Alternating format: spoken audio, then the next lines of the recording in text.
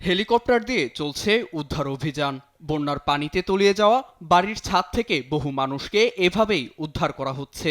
এমন দৃশ্য যুক্তরাষ্ট্রের পশ্চিম ওয়াশিংটন ডিসির।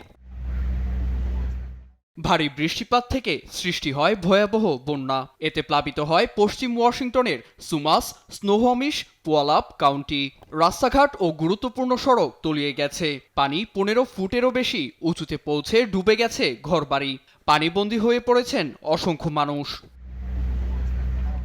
বন্যার্তদের উদ্ধারে নামে কোস্টগার্ডের হেলিকপ্টার, স্থানীয় দমকল বাহিনী ও ন্যাশনাল গার্ড। লক্ষাধিক মানুষকে নিরাপদ আশ্রয়ে সরানোর নির্দেশ দেয় স্থানীয় প্রশাসন।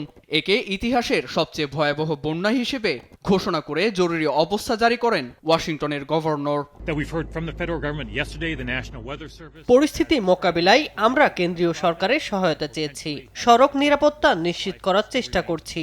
পানি যে উচ্চতায় বেড়েছে তা 100 বছরের ইতিহাসে সর্বোচ্চ। এর দীর্ঘমেয়াদী প্রভাব পড়বে।